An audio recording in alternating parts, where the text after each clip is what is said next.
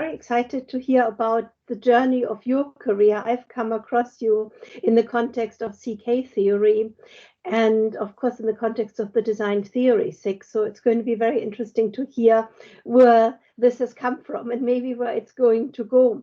So I suggest that you start straight away. If you've got any questions for Armand, please post them in the chat room, in the chat at the site. At the end, we can probably open up the mic for questions, or I can summarize some of the questions depending how many questions we've got. I suggest that we all turn off our mics. I'll keep my camera on so that Armand doesn't feel he's talking to himself, and we can then open up at the end. So over to you. Thank you very much, Claudia. It's a pleasure for me to speak to friends from the Design Society. I have the opportunity to give you an overview of a research journey that has been rather long now. I am more close to the end than to the beginning. I have to be lucid about that. But still, I am very active, and I hope to bring to you a story of what I call scientific ventures that has been very much linked to research friendships. Maybe the deep message of my talk, beyond the content, is that when you want to really engage in rather new things, new areas, new fields, you have to do it with friends.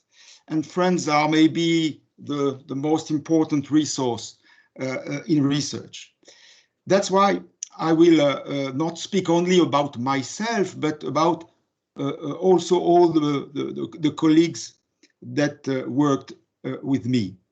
So my journey may be a little bit surprising, because it began in management science. I will explain why it was like this. Then a very big step was developing CK theory as a new form of design theory. And even after that, I hope to give you maybe surprising new ventures that I have been involved in, and that give the idea that a sound and basic design theory, if we achieve it, gives a kind of entry to a very wide range of scientific fields and issues. And this is the story I would like to tell you. I will do it by summarizing big steps in this journey. The first one will be a special view that I got from research in the field of management science, or as we called it, and we still call it, operations research, which gave me an idea of what is the role of models, mathematical models, to speak about them. What is their role and what do they bring to the understanding of organizational issues? And this first step of my career was mainly in manufacturing.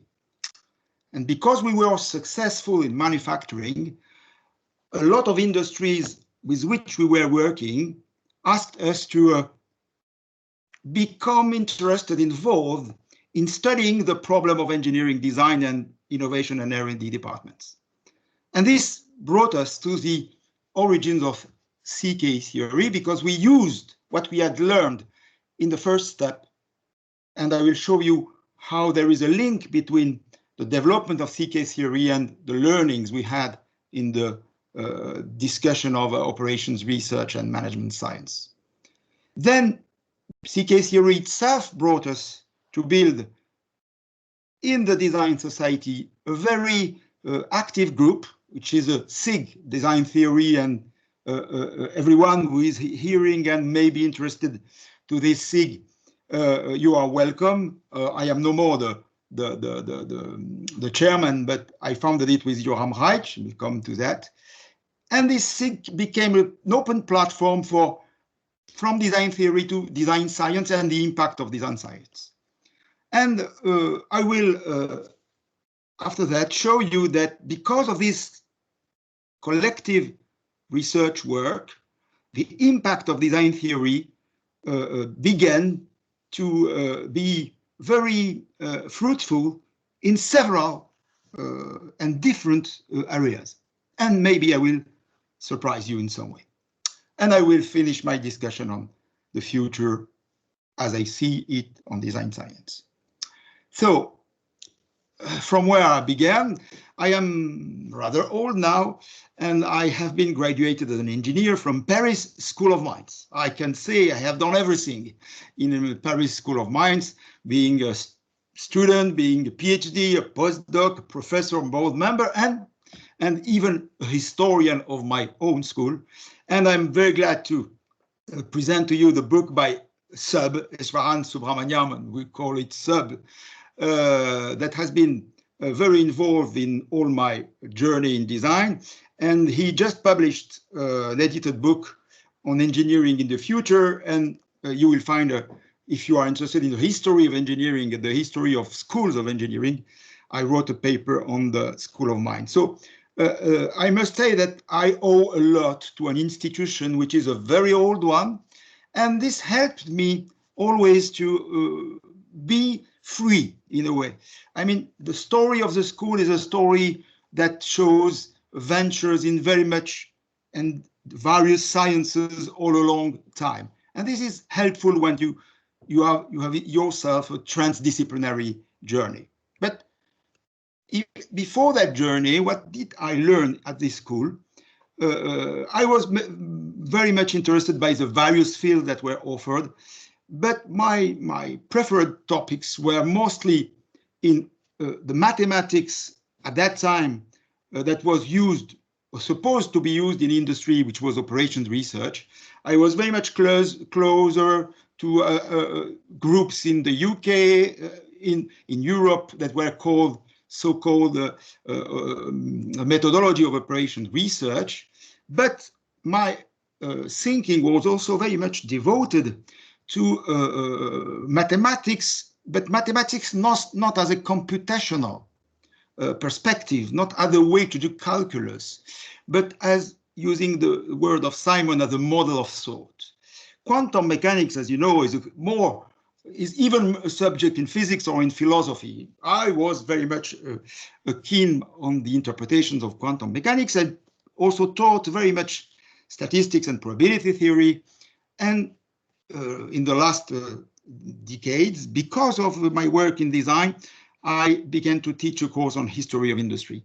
So you see this panel of fields are themselves linked to the different topics I have been treating all along my career.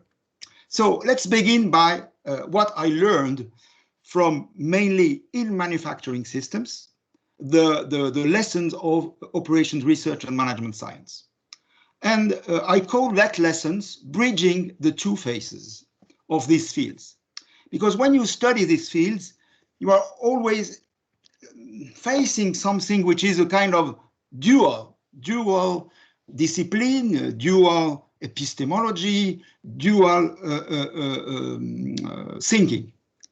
The first one, well, for those who are not familiar with it, you may be using even the maths of operational research, even if you are very involved in, let's say, very material science. You'll have to use mathematical programming or design science in uncertainty. These were tools that were very applied in some way, but also very basic. Most of their problems could be considered as very, very high maths. The well-known PNP, non-polynomial, polynomial complete problems in combinatorics now are counted as one of the most difficult problems in maths. So in a way, on one side, you had to be trained in the history of a lot of new models, and just I illustrated here, classical simplex method, which is programming, but also the new form of genetic algorithms with simulation and annealing in the 80s, and also the Simonian perspective of branch and bound general problem solving that was to give birth to artificial intelligence sometime later. So this was a field where I was very easy and I liked much thinking about the meaning of these models. The second perspective you have in management science is very different because the problems you treat are not disincarnated. When you speak about planning in industry, scheduling in industry, you are always involved into a human collection of people, a corporation with strategy, structure, motivations, culture. And both aspects are very different. Here, because it would be too long to explain in detail the field of organization management, I would just want to stress two books which illustrate the dynamics of this field. John Woodward was a famous organizational theory industrialist that made a study in the 60s about the forms of the structures of factories. And she gave a lot of importance of the size of the batches, which is the number of objects. Let's say you can have a very small batch in very personalized industries, and you have a very large size batch in, let's say, mass production. And in the 60s, it was classic to distinguish between these two types of industry. And you won't imagine mass production with very personalized products. In fact, this was only a moment of history because very few years, 10 years after John Woodward, the Japanese invented the combination of personalized production and mass production with the Toyota that we know well. So to understand this type of invention here, it was very interesting to ask, but why we didn't find that in the maths of the time? Why didn't very, very clever people in maths at that moment didn't invent the Toyota model in industry? And this question puzzled me. I was a young researcher, and this type of enigma was very interesting to my mind. And I keep that enigma, and I was rapidly involved in industrial problems where this enigma was vivid and active. And I came to the idea that finally the enigma was that we didn't relate the two fields. We were seeing them as completely separated. That's why we didn't couple them. We didn't think a bridge between them. And this was my first big with comma for me in my personal history idea. And I had the opportunity to show the power of this coupling between models and organizational rules, between the maths that describe a consistency of reasoning, and the other side is how collection of people can act together in a sound way. I was the chance to prove it in two very important industrial contexts, which brought me a kind of recognition from the industrial world, which was in very, very innovative metallurgy. Remember, it's a very innovative metallurgy, still living in spite of the problems of metallurgy in Europe. It's nickel-based alloys, and it is on the long history, it's the Fayol factory, which got a Nobel Prize in 1920 for inventing Invar, which is nickel alloys that do not extend in temperature, with temperature. And I had the opportunity to show that in this type of very dynamic scientific metallurgy, the type of maths that we couldn't do had to be completely coupled to the flexibility and to the innovativity of this metallurgy situation. Another field where I was had the opportunity to again find a model that was fitting to the organizational and managerial context was in decision in risk and uncertainty situation, which was the case of the petroleum exploration. I was involved in the studies of the risk on very high investment. It was a big investment of Alwyn, the Alwyn field. And I was very interested to show that finally the models of decision science in uncertainty corresponded to an organization where all risks were made visible. But when you make risks visible, you need transparency, you need trust. So in a way, my models were efficient only if trust was possible. But for another reason, if you have trust, but you don't have a model which is consistent with uncertainty, well, this trust is also misleading. So you see that finally this was a very important moment of research in my group, which was a kind of principle of relativity that emerged, which was that our models of thought, our formal models, be it a technological knowledge, be it logic, be it maths, were implicitly efficient only if they were coupled with some form of organization and management. And the arrow could go both ways. If you have a model which is very, very interesting, it can give you the idea of an organizational form, new one. If you have an idea of an organizational form, it can give you the idea of a new model. So this bridging was very important. And well, I was only 30 when I published this paper, which I think is still had some value. And for young people, they may find it interesting, which is the title is in itself is speaking. It's in Journal of Operation Research, Rational Modeling in Understanding and Aiding Human Decision Making. And the two case studies are those which I mentioned to you. And I was so successful with this model that, well, it attracted interest in industry, and we got a lot of grants. And maybe the case where we showed the value of this type of thinking was in very complex productions. I have no other time to show to you how we work on that issue, which is making satellites, big aeronautics, well, all the industries where you build a lot of complex radars, complex products which need logistics, coordination, word coordination, vertical, horizontal. And we show there that a very interesting idea that finally, if you want to scale and have faithful delays, there is a kind of efficiency in time usage.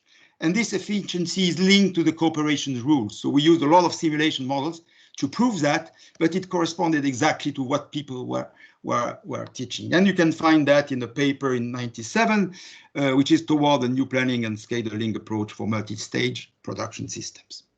So at that moment, well, I didn't expect the second step of my career, which is finally this general idea. I was asked with two new colleagues, Benoît Weil, will speak about it, and after that, Pascal Lemasson, to use that theory, which is the coupling between models and organizations, to use that coupling in the world of engineering. And this was very, very interesting. It was at the end of the let's say, the beginning of the 90s. And a lot of our friends in the industry, the first part of my career created trust from industry. And I was asked to work on tough issues with my colleagues. And in engineering departments, the idea was that we were at the beginning of the new wave of artificial intelligence. And the idea was that in engineering departments, the problem was knowledge, where we need to model knowledge bases. Design theory was not immediately captured as a question because people had design methods. But they saw the problem was in the expertise, in the knowledge base, in the elicitation of knowledge.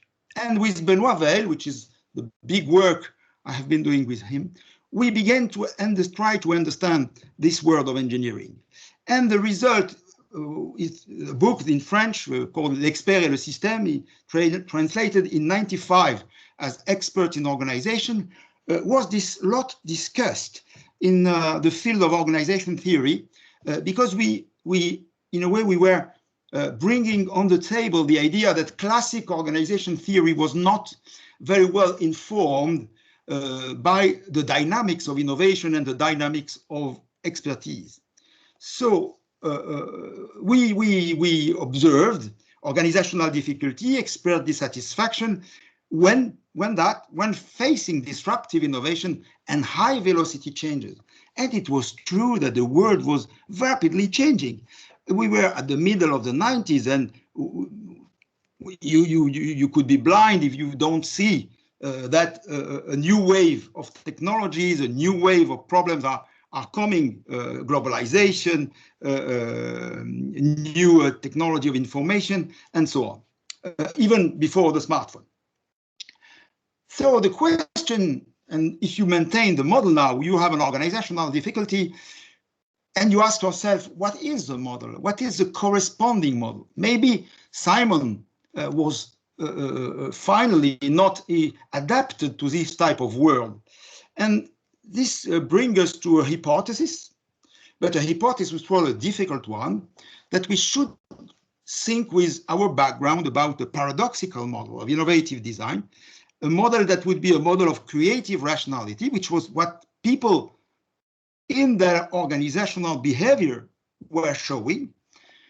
And for that, optimization, combinatorial, all the background we had already, and we were good at that, well, was not exactly fitting to it. So we had a challenge, But as I told you, we liked maths, we liked logic, we had a big culture in logic. So we thought it was difficult, but not really impossible. And this is, I can give you a paper which, in my view, is interesting. It is still published, you see, in Management and Governance, and the title is Toward Design Theory and Expandable Rationalities, the unfinished program of Harvard-Simon. So there is no CK theory in this paper, but it's a kind of pre-paper that says, well, that's what we are facing, and should we or not tackle with that type of issues? But in that case, we have to go beyond Simon. We have to pay tribute to Simon, but we have to go beyond. So this is how we were involved in developing CK theory, which was exactly as we published the first paper, a model of thought for innovative design. And it was first presented in ISET 03, and these are the slides. At that time, you recognized Benoit Veil, for those who know him, and myself. And these are the two slides, the two first slides of the presentation. And you see that finally, the diagnosis of the first slide, you say, well, these are our existing theories, process and mapping. These are well-known theories, Simon here, Palenweitz, GDT, Sue Axiomatic, Yoshikawa. So we have learned a lot, but we were observing that something was missing. So I will not make a course on CK theory, but I will, in a few minutes, present to you the philosophy, the general philosophy of what we were finally doing. It's with hindsight, but I think the hindsight now can clarify it. When you want to design something, why do you say design? In a way, we say design because if you want to design something which is an X, something with a property, because we don't design just things like this, but things with properties, a nice party, a system for something. Finally, when we say design, we don't say just build. We don't say just combine. We say design because we think that this X, P, that with property P does not exist, that maybe it is indecidable. And this situation was not addressed as such. So what do we find? Most people think they design, they need a fixed model of X. I want to design a spring. What's a spring? A spring is this law, these properties. So I have a fixed model of the object. In that case, optimization and matrix inversion or classical numerical mathematics gives you the answer. So you have machine elements school, technical models, maybe any science course is a form of that. Design the trajectory of a spaceship to the moon. Well, it's a big model, it's a very complex one, but if you give initial conditions, you inverse the matrix or you go to computational and you get the solution. So design begins when you don't have that model, when there is no fixed or invariant object that gives you this model. If you don't have that fixed invariant object, still you can maintain a kind of let's say, a kind of traditional language. I mean, you still can describe it in a language that is existing. The dimensions of the object are existing. You can make distinction between attributes and function. And this is the realm of classical machine design that was so important in the 19th century. But still, this is only one step. You can say, but what happened? I have no fixed general language about X. And this appears as a kind of a contradictory situation. How can I design something which I have no fixed general language? Well, it's only apparent. And the birth of CK series was very much straightforward when we found that this situation corresponded to what we call in mathematics undecidability, extensions, emergence, independent solutions. And it was set theory with forcing, which is the Meday fields in 1960 of Paul Cohen, which gave us a kind of overview. So finally, if you look at concept knowledge theory, what does it say? I don't enter in details of the theory, but it just says that there is a canonical structure of a design situation. And this canonical structure, which means by canonical in mathematics or in science, means the framework, the minimal framework for which you are consistent. And this canonical model can be used to, and there is a relativity principle here in the K base. So if you have an object model, K star is an object model, you have the classic technical science. If you have just a language or just a managerial description of an object, you have classical designs. And finally, CK opens does not restrict design theories, but opens a wide range of design theories, which gives the flavor and the scope of design science. Now, with a variable which is the structuring of the knowledge, and it's the structuring of the knowledge and the invariance of the knowledge that is the relativity and control principle. Think about innovation. The more you have an innovative situation in life, the less you have invariance in the definition of objects. Even if you think about gender, for instance, debates about gender, or debates about countries, the less, the more you have structural and fixed situation, the less you have design, and reciprocally. So this was a very, very moving result finding that immediately, and Pascal Lemasson at that moment joined us, to remember my model of thinking. That means if you have a design theory, you have also to ask new questions about management, professional tradition, new decision making. And CK theory at the first, well, explained why our observation in the engineering departments were so problematic. So this attracted a lot of grants from industry, and from this I was very happy. And this is in 2009. We have two big events. We launched with 5 big companies, and Dassault System. It's a world leading in design, assisted design models by computation, and the Renault, Thales, Vallourec. There was a 5 first one. Now we have 11 sponsors.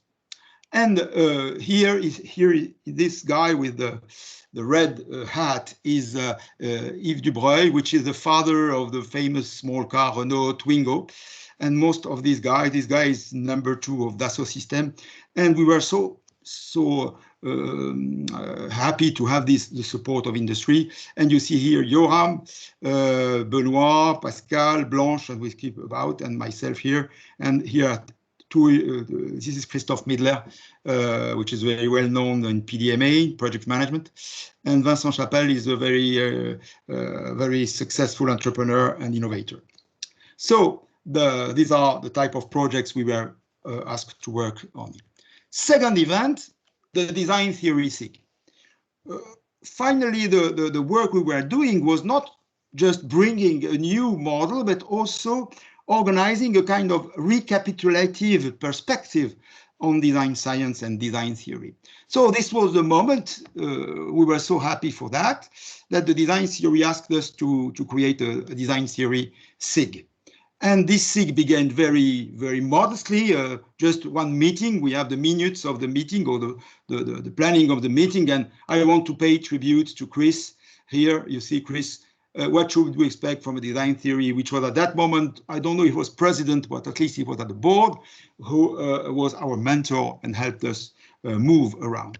Well, the story of the SIG is very, very, for me, very grateful. I'm very grateful to the people of the SIG. It was very satisfying because we now have a SIG with around, let's say, between 100 people, every time 20 papers, around 20 to 30. Now we have a doctoral school. Here you recognize Yoram, Sub. So here is Pascal.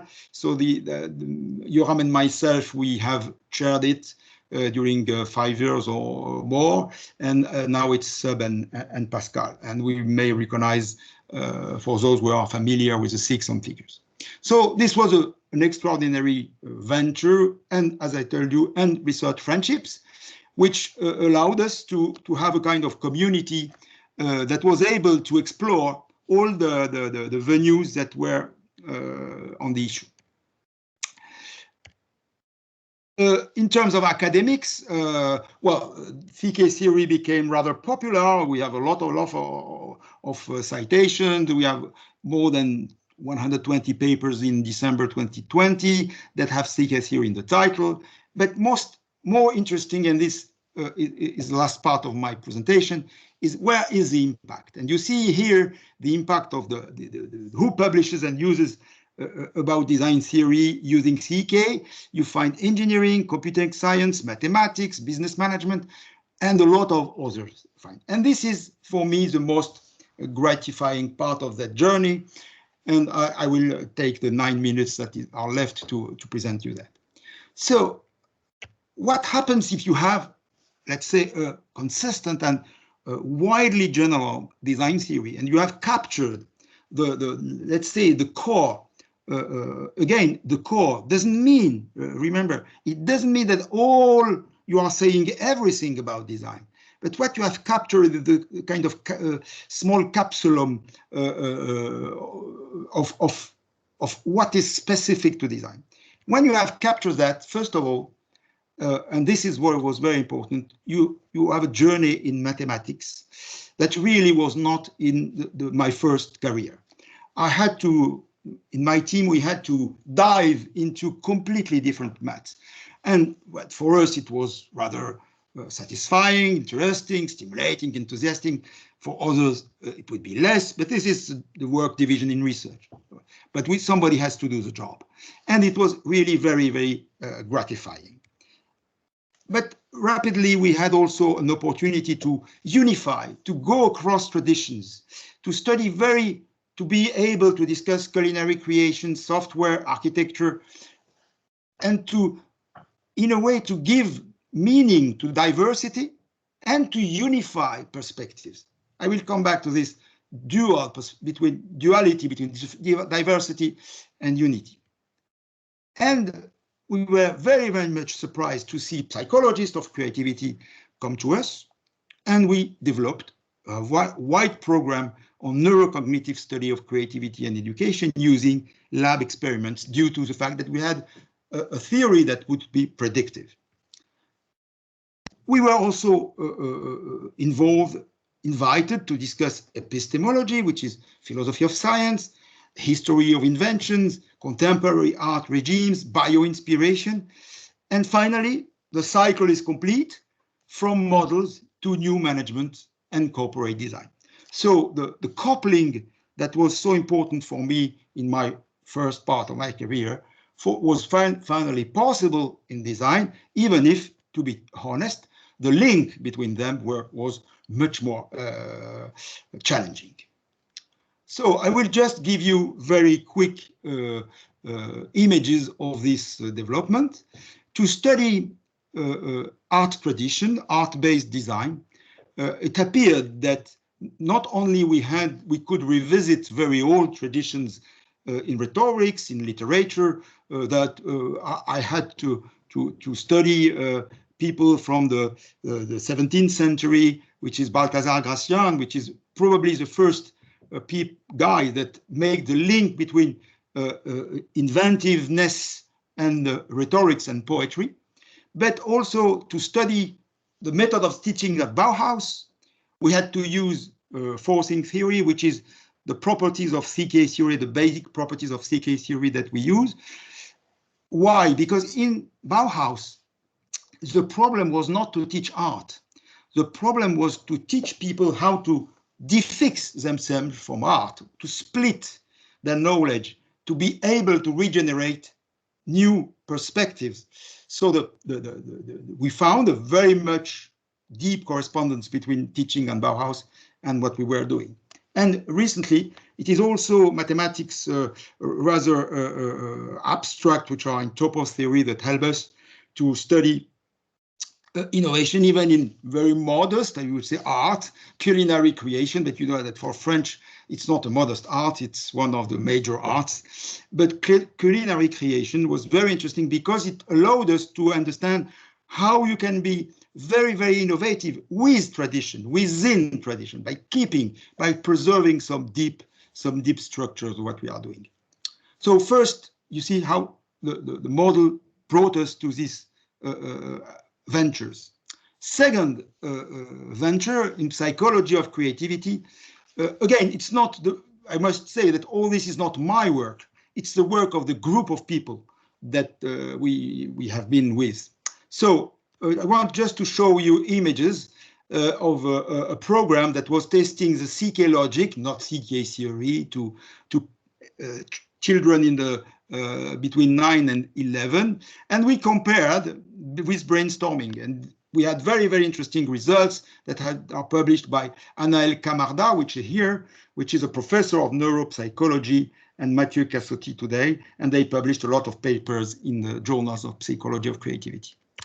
Third surprise, bioinspiration was a kind of mysterious, in a way, criticism of the way to do in classical engineering, let's say human one.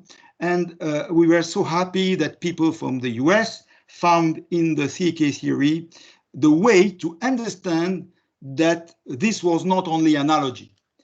So the traditional view that was, if you want to be inspired, you need to use analogy, was partially true. It was true, but only partially. Something much more deep and complex came out, and it was used by American colleagues.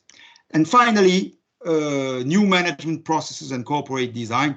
There is a bunch of papers that we have been writing, and many of the big industry changed their way to organize their department, engineering department, being inspired by the logic of CK theory. It's not CK theory immediately applied. Remember, it's CK theory inspiring, coupled to organizational processes. Here it's Thales in Bordeaux. This was Airbus before the crisis. This is in the railways industry. It's a series of programs that have been involved. And there is a lot of paper today in management, even a special issue here with very bright researchers from Sweden, Maja Elquist for Sweden, Annabelle Gauer from the UK, and Pascal Lemasson that you know. And Yoram and Sub developed a very interesting framework for managing innovation. It's called the PSI framework. And here you see a paper by other people using these methodologies in public decision-making processes. And finally, the surprise, and coming to the end. Well, when you have been so involved in thinking about what is design, what is the theory of design, what does it tell us, you are brought to ask yourself, but why this doesn't play a role in the definition of a corporation? Finally, corporations, more than 100 years now, have been the places where design have been mostly active. We could say that corporations are places to organize design. So if we have a model of design, maybe we have also a model of corporation. And this way of thinking was very useful, because if you want to say that a company is responsible for sustainability, it is responsible for social issues, you need to, at least if you are consistent with that, to say a company has to be able to design products that are consistent with these responsibilities. So our idea was to say that we should try to reinvent the corporation. This appears as a kind of crazy idea.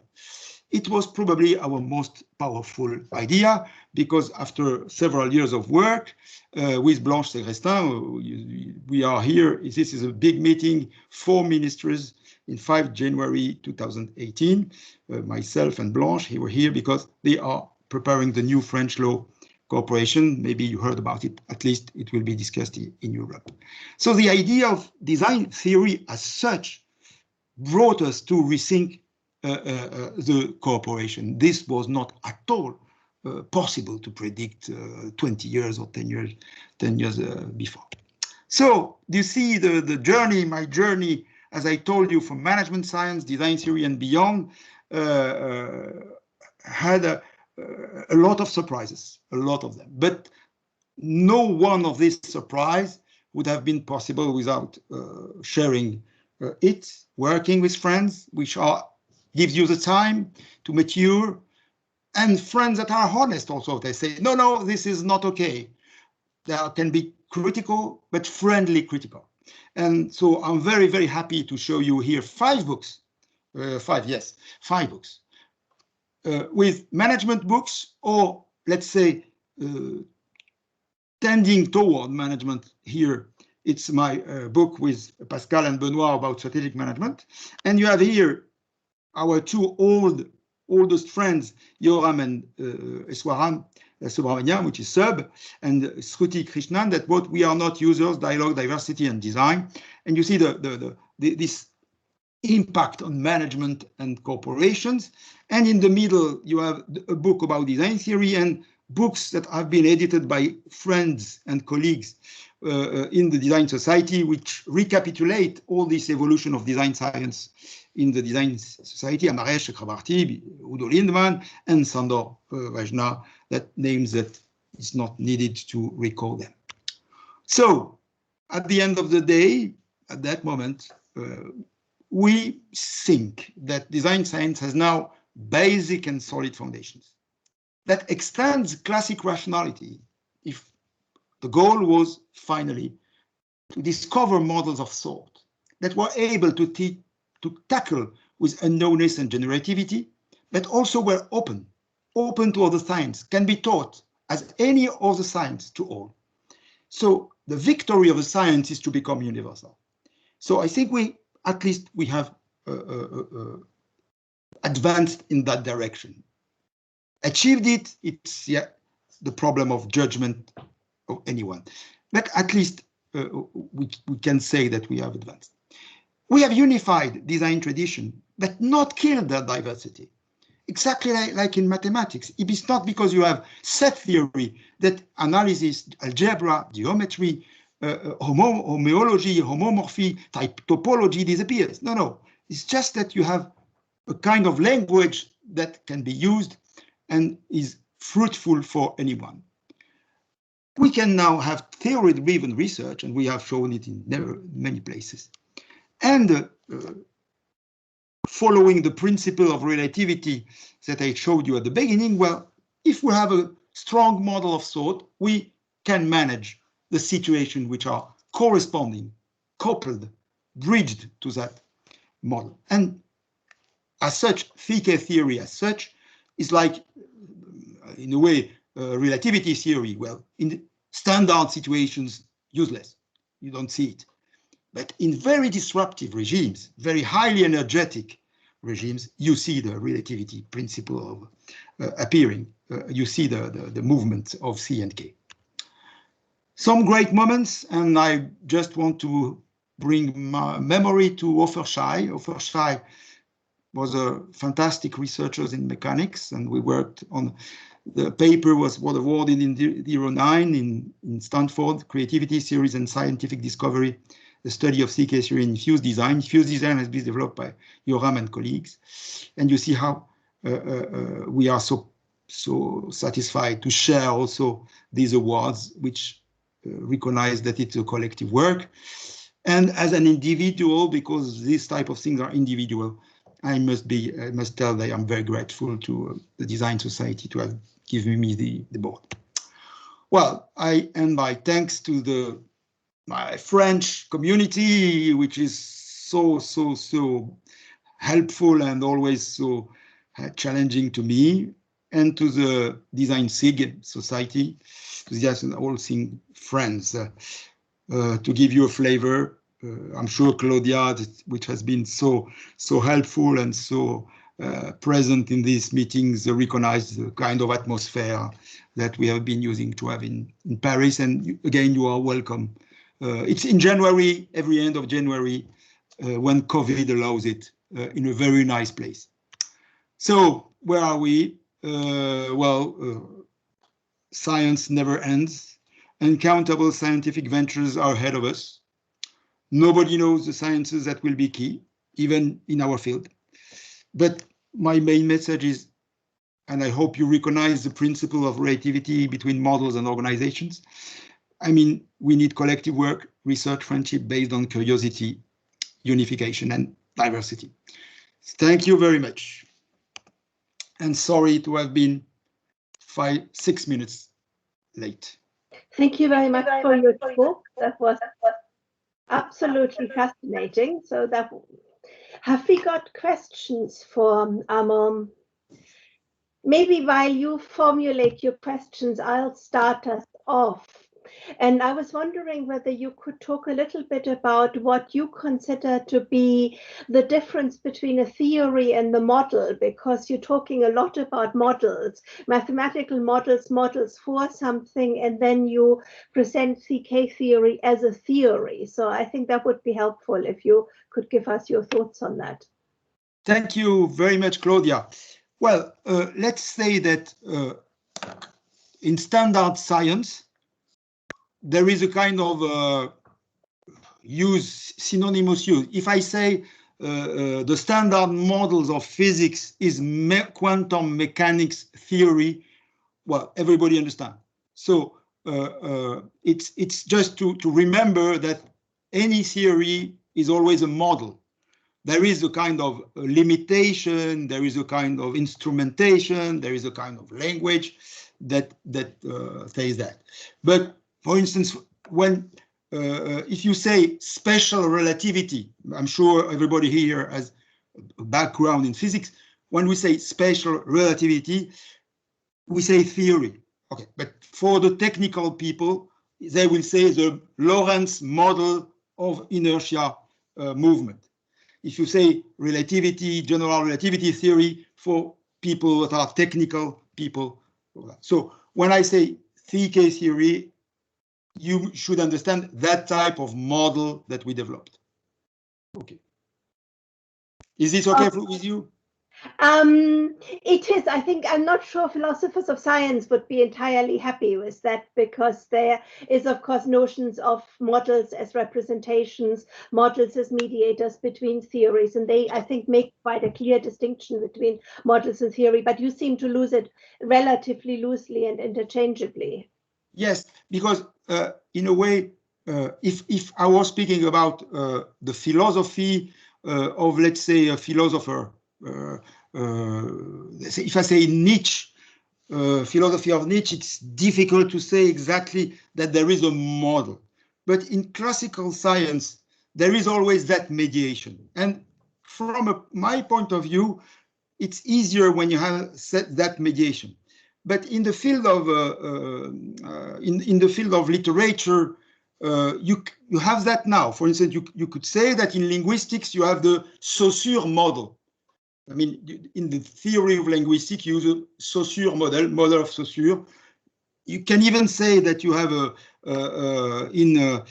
with some French theorists, we say you have a structuralist model. So I think that theory gives the flavor of the spirit, and models tackle with where is the les prises. In French we say the affordance, where if you want to enter the theory, by where are you going to enter? Okay. It's more a pragmatic view. Thank you. Chris, you had a question. Do you want to open your mic and ask your question? Yes, first of all, thank you very much indeed for that, Armand, and it's very, very pleasing to see what you started in 2008 and before, and what it's led to over these years. So thank you very much for telling us that. I've recently been reading a book by a British businessman, and he's also a member of the House of Lords, a Conservative member of the House of Lords, called How Innovation Works. The book is by a man called Matt Ridley. And he's very critical of government attempts to support and foster innovation. And he's also very critical of intellectual property law. As he says now, it's a hindrance to innovation. Are there things that design theory, and in particular your work, can be used to advise government and bodies like the European Union in their industrial and innovation strategies? And have you been working into that regard? We have been in touch more. The last part of my presentation, which again I apologize, it was an overview. So rethinking the cooperation, we are directly related to the European Parliament. Yeah. And maybe if you are aware of it, there is a lot of discussion on that. You mentioned critiques about intellectual property. Let's take the case where we are. We have pharmaceutical companies. If I would make a plea today, is to say I don't understand how a pharmaceutical company can be just a corporation in the classic sense. I mean, just something in the definition of law brings money to shareholders. That's one of the consequences of my work today.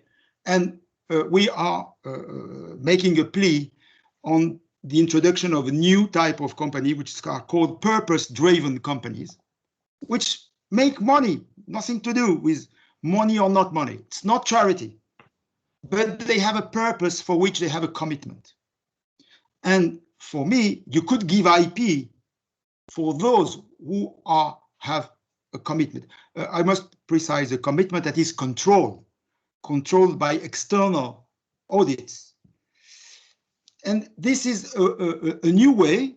It doesn't tackle every issue, but is in a new way that comes from a very simple idea from design theory. It is that it is impossible in an innovative process to say this is the property of this one. But because we need investment, we have to give feedback. We have to give back. But you may also say that because you are in the pharmaceutical industry, you have special commitments. And this is not an invention. Remember, the banks at the end of the 19th century, if you want to become a bank, you sign a commitment. If you want to become a doctor, you sign a commitment. So this is my perspective, but I haven't read that book, sorry. I would be very glad to discuss about it. We've got in the chat 2 specific questions about CK theory. So maybe if we've got general questions, we should talk about those first and then come back to CK theory. So I don't know whether Tomiyoko, Ali, your questions are about CK theory specifically or are general questions. If I am asked, my question is general question. Go for it then. Yeah, okay. Thank you, Armand, very much for your very insightful presentation. I will read some of the papers that I didn't know of earlier, but my question comes from the research area of product service system design. Product means physical products, technical aspects, and so forth, and service aspects more for humans and human behaviors involving organizational aspects. And in more particular, I'm recently working for how design of product service system could be better under a circular economy business model, because this is highly needed from the societies. And then my question is regarding the application of mathematical modeling in general. So it's, of course, it's more useful to apply that in technical aspects, because then we get precise description and representation of the knowledge. But on the other hand, if we go for softer aspects, services, organizations, it is probably more difficult to apply the mathematical modeling to that area, to that end. And to give an extreme example, lawyers don't use mathematics for them to do the job. It's natural language is enough, sufficient for them to do the job. So my question is, what are the pros and cons to apply the mathematical model to describe the knowledge? Thank you. Thank you very much.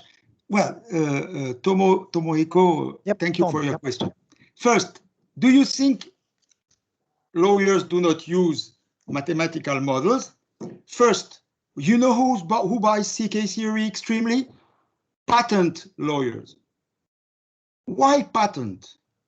Do you know that to have a patent, you have to prove that it's novel, but that it is inventive? How do you prove it is inventive? A very, very bright doctoral student in my lab called Shipton Valley would explain to you that the way we modeled inventiveness in the history of patenting changed a lot. And the more you introduce today, very fast, imagine that today it is extremely difficult to stabilize the classes of patents, patent classes. So first an example, but I'm seeing, and I would like to attract you on the idea that you say mathematics is for precise computation. If I may, with you, make you an advice. This was the mathematics that was taught to you in engineering. Okay, maybe you remembered complex numbers, yes? Do you know how you compute the value of I, the imaginary number? I squared is -1, but what's the numerical value of I cubed? It's -I, so it has no numerical value. And you use it in electricity. You use it in quantum mechanics. So let me put that.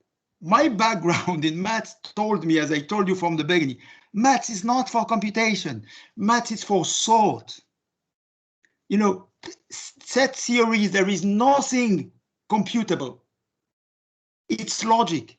And the role of maths in the last 20 was to bring thinking in very complex matters. So, for instance, you remember fuzzy set theory, imprecise theoretical structures, categorical structures. We use a lot of category because sub is a specialist of category theory. But again, it's not, I'm not saying to you, you should learn that. The advantage of having a community is some can study that, some not. We often discussed about our open program. Let's have a division of work. If people can, fruitful. But for you, what is interesting is to say, take care. Patenting, it's extremely difficult matter. So maybe we are entering a a kind of moment where you will not be able, for instance, to prove a service is inventive, for instance. So that's so again, I'm not making a plea for calculus. I am making a plea for models of thought. Example, in knowledge, what is important is independence. If you have studied probability, in probability, two variables, if they are independent, the second variable brings no information to the other, okay? So it has no value. In knowledge, if a guy you meet brings an independent knowledge, it's extremely valuable, but maybe this independent knowledge will help you to solve your problem. So independent structures, we wrote a lot of papers on that. Independent structure in knowledge are very interesting in innovation. I mean, not having, if you have two correlated people, you are blocked in innovation. Okay, sorry to be long, but thank you very much for your question. Thank you for your thought. Thank you very much. That works very nicely, links very nicely to Martin's question in the chat. So I suggest we come back to Cleo and Leo later. So Martin, do you want to ask your question? Okay. Some of us are interested in trying to make sense of what knowledge is in the context of engineering and understanding what engineering knowledge is and trying to map the space of engineering knowledge. And so this leads us to wonder, what is knowledge for you in the context of CK theory, and how, if it's relevant at all, might you want to subdivide that? Again, thank you very much for this deep question. Let's first put aside an interpretation of engineering which would be only professional. Why? Because I don't know from which country you are. From the UK. UK? I'm British, yeah. Okay. So I have English language assumptions. My background in history, I make a course on how in Europe we didn't think about engineering in the same way. You were the babies of a nice guy called Smeaton, who invented the Civil Society of Engineers for the private society.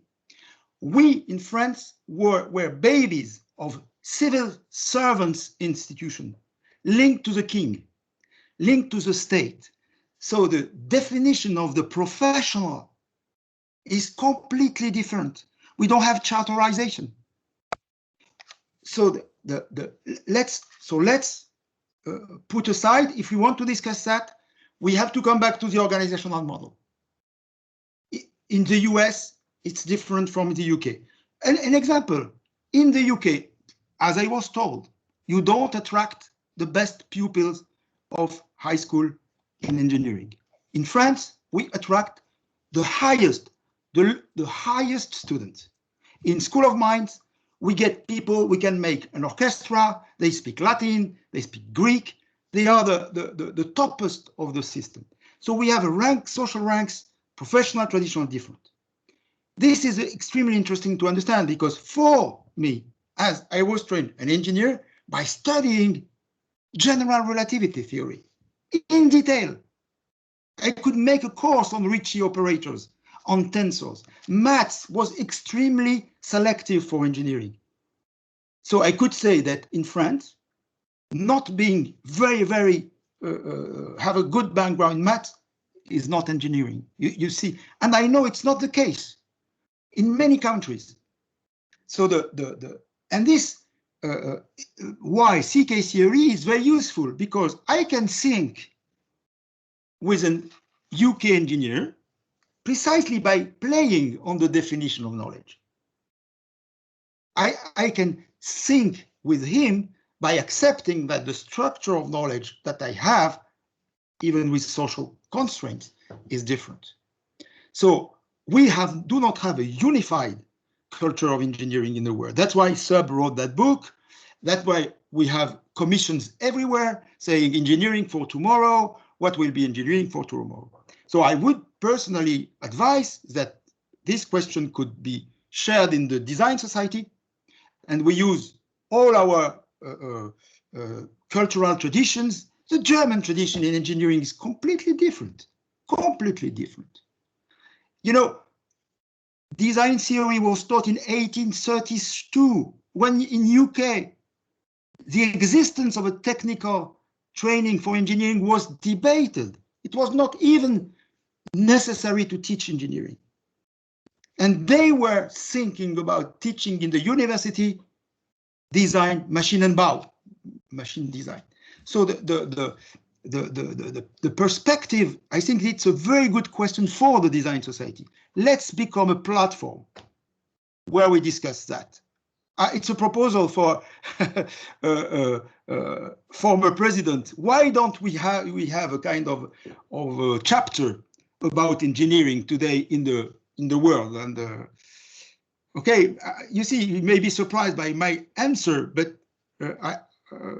it's just to remember that sometimes we think that some commonplaces are not. I mean, it's not a commonplace what is an engineer.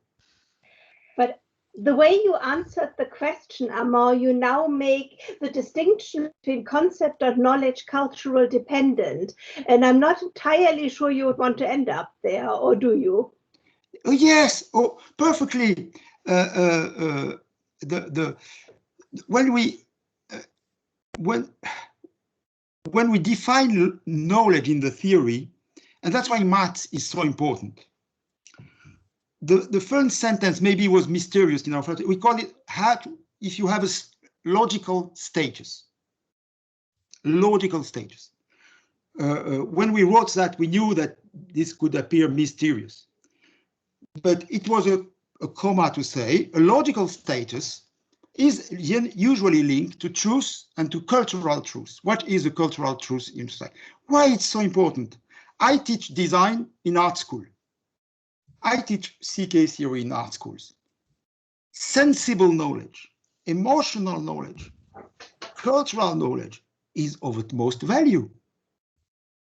But when it appears, when you use it with a logical status. For instance, if you say there is an aesthetic effect of this object, you have a kind of logical status to recognize what is that aesthetic effect. It could be the judgment of somebody. I don't care. If it's a judgment, it's a judgment. Okay, you say to me that aesthetics is what says this one. This is a prescriber in the market, for instance, so I can use it. So remember our idea was to say, we have to free ourselves from professional traditions, but this doesn't mean negate them again. This is very important. If you want to advance in a field, you have to first abstract, but not to kill the singular. It's exactly the contrary. You regeneralize so that you recognize the singular. And if you look at maths, we didn't throw out arithmetics. We didn't throw out the numbers, the integers. We build a theory of numbers that is extremely vast. And this, what does it make? -1, for instance.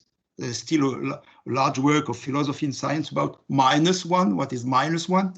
How do you, have you just thought about -1 divided by 1 equals 1 divided by -1? You see the game? Did you buy that to your math professor? -1 is inferior to 1. And 1 is superior to -1. So when I divide one to the other, it's the same. Okay, you bought it. You bought it. If somebody... Maybe this is becoming slightly detailed and technical here. Should we try to return to more... It's to show you. No, it's because when we think cultural, again, that maybe it's the background of my school. When you think cultural, we include science.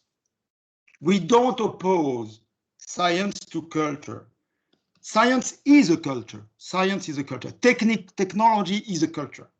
I mean, there is no and this is very important in design, because when you have two people coming from one an art school and one from an engineering school, if they clash, it is our responsibility. If they don't are able to teach one to the other, it's and maybe the success in a way, of design theory today, we can teach in a business school, we can teach in an engineering school, and we can teach in an art school. Precisely because of this independence, but again, not to kill the singular. This is something which may be difficult to think about, but well, I hope you agree with that point. I'm sorry to be too long, but we probably only have time was for fascinating. There's not much to do with my question. I'm sorry, I didn't hear you. I think he says you didn't particularly answer his question. This is okay. It was nonetheless extremely interesting. I think when you begin to play with design theory, you have to cross boundaries of culture. And this may be different in different countries. I mean, I completely agree that we have to be very careful. At least in Europe, for instance, it's almost impossible to agree on what is an engineering degree. Do we have a short question, or maybe a question with a short answer? Yes, that's better. Question can be long. Hello, Professor Armand. I have a general question. It's not very specific. So my name is Wei. I'm a senior lecturer specialized in design and innovation at King's College London. So I'm quite impressed with what you present today, because you are definitely the person have an interdisciplinary background across engineering, design, and management. Actually, myself also have this kind of background. But what I actually incurred in my career is that I find that every time when I publish in a management journal, I need to speak the language, of them to explain the design, what design means to them. And when I publish into the design journal and engineering journal, the same thing, I need to use the different languages to represent design. So I wondered, because different people from different subjects have different understanding about design, how do you think that those kind of different aspects coming together when doing research? And is there any better way to do so? No, it's difficult. My answer will be quick. It's difficult, but maybe it's my privilege or my age. I don't think I would have been staying in research if I thought that the disciplinary barriers were so strong that they had to stop thinking. So my limit is, if my disciplinary fields obliged me to stop thinking, I quit. So maybe it's risky, and that's why I told you we need friends. We need a lot of friends. I personally advocate to avoid isolated researcher, to be an isolated researcher. We need gangs, because I worked a lot on the history of science. If you think that Einstein just came and whoop, whoop, and everybody thought, wow, oh, the genius, it was so nice. No, it's 20 years battlefields. 20 years battlefield. So the chance we have in the design society, thanks to people like Chris and Claudia and others, is that we can avoid transdisciplinary thinking. But that doesn't mean abandoning rigor. You understand? It's not the contrary of rigor, but transdisciplinary, it's really I don't imagine that you do something which is really innovative. And this is CK theory. Well, it's very simple. I don't imagine any science making, even in physics today, in a very, very advanced, they need knowledge coming from outside. Okay, thank you very much for your answer, and thank you, Claudia, for organizing it. You're welcome. Cleo, do you want to ask your question? Yes, hi. So I first met CK theory in ICED a few years ago. I'm not an expert, and the very first question is where I could have a culture about it, not through papers, because otherwise it takes me my next 20 years of life. And the second is I'm part of a network of researchers through design factories and around CERN, and we study how innovation happens, basically. And that's why I'm a big fan of you, of your papers, both science-based and with companies. I was curious, let's say, to understand the passage between your theoretical models and the practices, because to me CK has always been very let's say high level, very abstract, but recently I found a lot of papers that are super useful if you want to interact with companies, like how to use prototypes, how to design around science. So I was curious with your partners, since we have an ecosystem as well here in Italy, how you work on the practices and why companies are interested in what you do. Very quick answer for the first question, which is, if you don't want to read papers, please come to the SIG. End of January, there is a doctoral school. 3 days, you will meet very nice people. It doesn't include me. With a wide range of perspectives. And so you will learn CK theory, but you will learn also the others. Nobody teaches set theory alone. You learn arithmetics, you learn algebra, you learn geometry, and then you go to set theory, and after that you come back and you that. So I won't imagine only teaching CK theory alone. Second part, how do we work with industry? We used to share with them our questions. You know, if you remember in my history, very quick history, I was in manufacturing. It was very easy for an industrialist to say we have manufacturing problems. There is no shame to say that. But it was very difficult for a big company to say we have engineering problems, we have innovation problems. It was a shame. It was a shame. It was not easy. No, we have the best technology. We have the best engineers. If you say oh no, the factory, oh, we have flow problems, we have quality problems. No, that's okay. That's average life. We have engineering problems. Nobody. Our task became easier, very much easier, when at the end of the middle of the 90s, end of the 19th, beginning of the 2000, they began to say, you know, we don't feel that we have the good structure of engineering department. So they made the diagnosis, but they didn't understand exactly.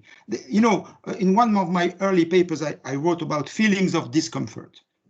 I mean, nobody is interested in virology. Today, we are become all virologists. We are all specialists of variants, of genetic change, because we are in trouble. So what is important is to have the trust with companies so that we agree on the fact that there is a trouble. And this is a trouble that we describe by saying tools are not adapted, languages are not adapted. Okay, I just yesterday I make a presentation in French Alliance for Innovation, and even it was French. It was people coming from lean innovation, software, agile, you know, all the motto. Just speed the maneuver and everything will go. And well, discussing, I said to them, do you think that is realistic, that just speed the movement and everything will go? You learn from the client, you know, suddenly everything appears easy. No, I said, no, it's okay. It's okay. We should look about it. So this is the first condition. That means if you don't share the diagnosis, it will be very difficult. From my experience, that was the chance. Sharing diagnosis. Claudia and Chris can tell you that in the SIG, we have a lot of industrialists coming every time in presenting. Maybe Chris, you remember Dassault came, you remember SNCF, Claudia, I've seen also. They come, we share. It's important to share. If you don't share with them the question, no chance. Thank you very much. If you are in Italy, sorry, if you are in Italy, there is a very nice paper, I didn't mention it, by Radaeli et al. About intervening in fashion industry that was influenced by our work. Thanks. Chris, is that a legacy hand or do you have another question? Sorry, that's a legacy hand, Claudia. Okay, thank you. I think since we've now gone for an hour and a half, we should probably draw the seminar to a conclusion. I don't know, Amma, whether you can see that there are a lot of questions in the comments, and you might want to answer to the people who have actually asked you the questions, maybe offline. I think that if you look for subjects to discuss, I find really the question about engineering interesting. Maybe I don't know how the board can take it. It's not a secret I can reveal to you, but we have a European program today where we are involved in about building a kind of European culture of engineering.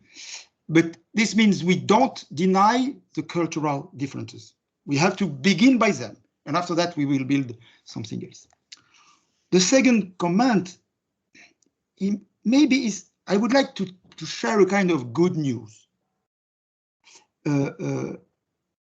Many of the problems that we face come from the fact that we have opposed, in a way, creativity and knowledge. We have a kind of culture that has organized the separation between creative people and research people. It is rather extraordinarily contradictory, because if you are a big scientist, you are not creative, doesn't mean sense. This makes sense. But still, it is. So design precisely puts his foot in that big fracture, in that big line. So we are the place where we make that big opposition palatable, argumentable, modeled, we can model it. And I think this is something that the design society can be proud of it and bring to it on the table and say, because there is design science now, we can go out from this type of opposition, which is there is creative minds on one side, I don't know, silly things like the right brain, and which is totally wrong, and in physiology, forget it. But this idea that in culture you have the creative people and the others which are just knowledge oriented seems to me a gap, a cultural gap. And one answer for it is to say, no. We have today new models of rationality, new models of thought that not reconcile them, that there's not a battle, that makes them unified. Well, that's the, and again, I think design theory can be proud to have created friendships, a lot of friendships. Again, don't try to be very innovative alone. Too dangerous. Have friends. That's my message. Maybe in that spirit, we should end this and say, all come to Design Society events and conferences and special interest groups, and you will make friends and we can discuss things. Because I think a lot of the topics that you are starting are very, very interesting discussions that are going on across the whole community in various subgroups. So I think that is very, very useful and helpful contribution. I think we have to draw this to a conclusion since we've run half an hour over time. But thank you very much for your talk. It was really interesting and really inspiring. There's also the recording on the internet, which is not behind the firewall for members, so you can all download it. You should, of course, also all join the Design Society. And thank you very much again, and we look forward to seeing you again in Paris. And